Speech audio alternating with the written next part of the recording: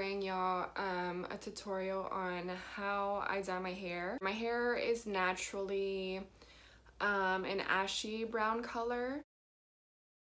I've been dyeing my hair since August 2017 with the LUSH Henna, and it's kind of hard to tell on camera. In certain lightings, it does look pretty dark brown, just with a slight red undertone. It's kind of hard to capture on camera as well because I am so pale. So I think the camera auto adjusts to try to take in my translucent skin tone. But then in bright sunlight, it'll look kind of like this rich auburn color. And then in direct bright sunlight, it'll look this beautiful metallic-y rust copper colored.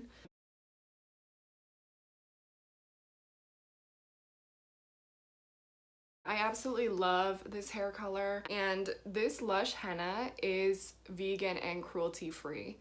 There's some pros and cons to it, and I'm gonna go through all of that in here. So the pros are that it gives you a beautiful natural look. I've always gotten told that it looks so natural, and so if you're looking for a natural ginger look, I would definitely recommend this henna hair dye, because the reason why it looks so natural is it's just going to give you a tint. It's not going to be extremely pigmented, and so what that means is if your hair is dark, it's not going to give you this bright, fiery ginger color. Like, for example, if your hair was black, it would probably reflect, you know, red in the sunlight, but otherwise your hair would pretty much look black still. If you do have a lighter hair color than me naturally, then it's going to be a brighter red. The finished color is going to depend on what you're starting out with as far as hair color. And this is actually, it doubles as like a protein and conditioning treatment. And so not only are you going to get this beautiful color, but it's actually good for your hair. It's actually strengthening your hair at the same time, whereas if you're using a chemical dye, it is going to damage your hair. Also, you can dye your hair a lot more often with it. Technically, I mean, you could dye your hair every week if you really wanted to. I personally don't. I like to dye my hair once a month or once every 2 months. It looks better when I dye it every month, but realistically, sometimes I let my roots grow out. And the great thing about with this being more of like a tint instead of a dramatic color payoff is that when your roots grow out, it is gonna look more natural. People can't even tell that my roots have grown out, but I think that also has to do with the fact that my hair is darker, so it'd be different if your hair was lighter and the color change was more dramatic. People never clock my roots. Like, my roots have never been clocked even after like 2 months of not dyeing my hair. So with other hair dyes that are more dramatic, you know, as soon as your roots grow out, it just looks super you know, super raggedy. It looks a little bit, you know, not how you want to look. So, and like I said, unless I admitted it, people would think I was a natural redhead because it just looks so good and so natural. It also makes your hair super, like, feel super thick, glossy, and strong after you put it on your hair and you process it. Oh, and another pro that I don't want to forget to mention is the downside with using chemical hair dye is not only can it easily look very unnatural, but also it doesn't last. A lot of times, as people know, doing artificial red hair, it is very difficult to maintain because the color fades so quickly. And so the pro with henna is that doesn't happen. The way that it actually binds to your hair, the red maintains itself and the color lasts so much longer. So even like when you're dyeing your hair once a month or once every 2 months, your hair is still going to be a vibrant red. When you rinse it out the first time, it's going to be the most vibrant, and then once you rinse it out again, like the next time you shampoo your hair, it's going to be still pretty vibrant, but then after that, it's going to be pretty much a consistent color. Because of the way that it binds to the hair, it actually is able to maintain that color instead of chemical dyes, which will just fade very quickly, and so it's so expensive and so damaging to maintain that. And so this is definitely a better option. So the cons to it, I would say, are it takes a lot longer. To do this right, to where you're actually going to have color payoff, you need to take 3 to 4 hours. It's going to take 3 to 4 hours to leave it on your hair during a session, in order for you to get a decent color payoff. So it's definitely not quick. It takes a lot longer. And the other con, I would say, is that it's extremely messy. You are putting mud on your head, essentially. When you do henna, it is a natural herb. And so, yeah, you're basically piling mud on your head.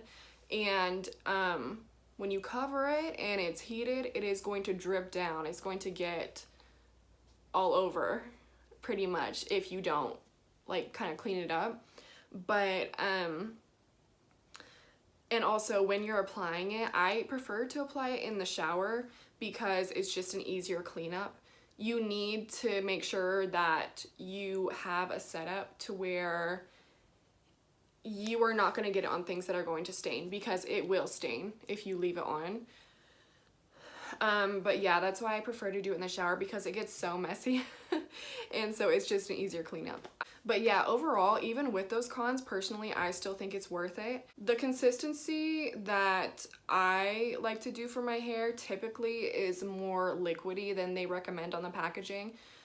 I mean, it depends on how I feel, because the more liquidy you make the mixture, because you are supposed to mix in water with it, the more liquidy you make the mixture, the better it covers all your hair and make sure that the dye reaches everywhere. When it's more of a liquidy consistency, it is going to actually like coat everything. So typically the consistency I will go for is more of a pancake batter versus like a brownie batter. So it's like more like thinner, but not like complete liquid either.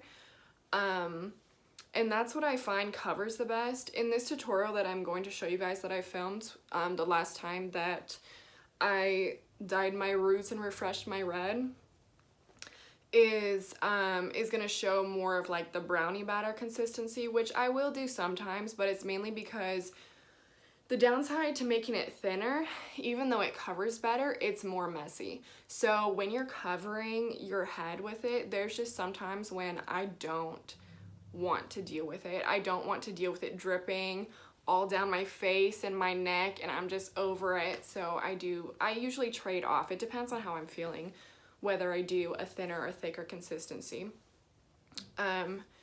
So yeah, it is going to be more messy if you do a thinner consistency, but it is going to cover better, so that's really up to you. I will say for my hair length, and you can see this in the video, my hair is pretty long.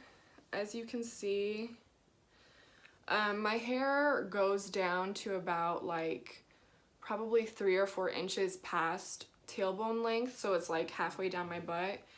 And so if you do have hair as long as mine and you want to do a liquidier consistency, you can just use 1 block of henna. 1 block of henna will be enough. But if you want to do like a thicker brownie batter consistency and you actually want to cover your entire hair, and you have my hair length, you will probably need 2 of the blocks of henna. If you have probably, I would say, sort of like nipple length hair, or shorter, you can just use 1 block. 1 block would be enough for dyeing your whole head. So yeah, that's all I had to really say as far as like some background info, so you guys are more knowledgeable going into this. And so now I'm going to get into the tutorial of how I actually do it. So this is how your henna is going to come. The LUSH has very minimalist packaging. It also comes with directions in the packaging as well as gloves. I personally don't follow the directions exactly. I do it slightly different, so I'll show you how I do it. First, you're going to get some hot water. I like to just heat it up in the microwave, and I like to make the consistency a little bit thicker than this. I actually thinned it out later before putting it on my hair. So first, I like to put it on my roots. I like to part my hair how I normally would. And then I'll apply it to there first, starting at the base of the hair and then working my way out. And then what I like to do is I will then part the hair about an inch apart from that and start applying it to the roots there. I also go all the way to my hairline. You can apply some balm to your skin on your hairline if you want to prevent it from dripping down and getting as messy. I personally don't. I don't care because it doesn't really stain the skin that bad, I find, with the original henna. And so working in sections, I'm just going to cover my roots first and I'll work my way all the way down to my ends. Now, when you're doing this, you want to make sure that you are wearing something dark colored. You want to be wearing black. I'm just wearing a cheap black sports bra from Walmart. Either that, or you can also do it naked if you want. That's your choice. But you definitely want to have something black if you are wearing clothes during this, and I like to do it in my shower for an easier cleanup. And when you are applying this, you want to make sure that you are looking in the mirror. I'm looking in the mirror. I have a mirror behind the camera here, so you can see that you are actually coating all of your hair completely. Alternatively, you can also have someone else do this for you if you would like. I always do this myself. And so, yeah, like I said, I'm just going to make sure I coat all of the roots as best as I can. And I like to start from the top and the front and then work my way back, as you'll see in a minute. I will then flip my hair over and then coat the back of my hair. I like to coat it completely. And then after I get all of my roots done, I will bring it on down to my ends. Now this time I didn't bring it all the way down. When you do wrap your hair and you put it all together, the dye does spread even if you're not fully coating all of your hair. But if you want to coat all of your hair, usually I'll make it a thinner consistency as I'm doing that. And as I explained earlier, I typically will like to do a thinner consistency than that, but I just didn't feel like doing it this time because I didn't feel like making as much of a mess. And I will put it all the way down to my roots a lot of the times when I want to refresh my red, but otherwise if you just want to dye your roots, you can definitely do that. And as you can see here, I then put it in a bun and I will secure it. It is pretty heavy on top of your head if you have a lot of hair. And then after that, I do like to take my gloves off and then get my plastic wrap. And so for a redder hue, you're going to make sure you wrap this in plastic. You want to make it covered because otherwise it won't be as vibrant red. And so I'll just secure that. I'll make sure it's secure on my head and wrap it around enough times and cover it completely. And then I'm going to leave this on my hair for 3 to 4 hours. I typically do 3. And then I'm just going to rinse out my hair with warm water and use a conditioner to do a co-wash. I don't shampoo the first time. I like to let the color set in. So yeah, I'll just do a co-wash. And that's it, you guys. That's how I dye my hair red. I hope that you found this tutorial useful, and I will catch y'all in the next one.